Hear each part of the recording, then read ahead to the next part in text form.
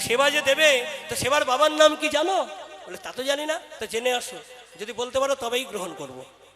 কৃষ্ণকে গিয়ে বললেন, সখা তুমি এমন জনের কাছে পাঠিয়েছো, আমাকে প্রশ্ন করেছে সেবার বাবার নাম কি, সেটা তো জানি না। কৃষ্ণ বললেন, তুমি গিয়ে বলো সেবার বাবার নাম হলো শক্তি। যার যেমন শক্তি সে তেমন আয়োজন করে।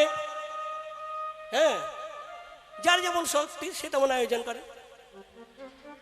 কেউ নানান কিছু হ্যাঁ ভালো জোগাড় করে সেবা দেন, কেউ খুদ অন্ন দিয়ে সেবা দেন।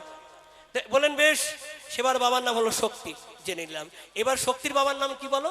বলে সেটা তো জানি না, আবার জেনে এসো। কৃষ্ণের কাছে গেল, কৃষ্ণ বললেন, যাও গিয়ে বলো শক্তির বাবার নাম হলো ভক্তি। আপনি যত কিছুই আয়োজন করুন না কেন, সেখানে যদি ভক্তি না থাকে, আপনি কখনো সেই সেবায় মুক্তি পেতে পারেন না। নিতাই গৌর হরি হরি।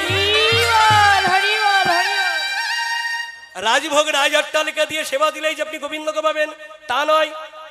তাই যদি হতো, দুর্যোধনের বাড়ির রাজভোগ ছেড়ে দিয়ে বিদুরের ঘরে গিয়ে ভগবান কখনো কলার খোসা খেত না।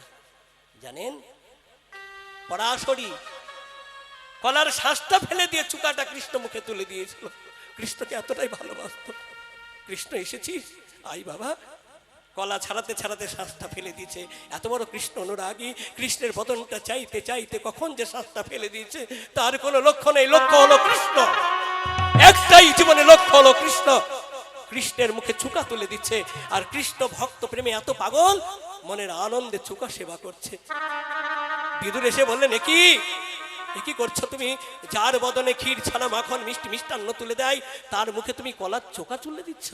স্বামী, আমি না হয় কৃষ্ণ অনুরাগী হয়ে কৃষ্ণ এসেছে বলে আজকে আমি শ্বাস ছেড়ে দিয়ে চুকা দিচ্ছি, কিন্তু তুমি কি কম? যে কৃষ্ণের নাম শুনে বসনখানা পড়তে ভুলে যায়, শত শত ছিদ্র বসনখানা নিংড়াতে নিংড়াতে বিদুর বাড়িতে এসে নগ্ন হয়ে কৃষ্ণের সামনে এত অনুরাগ।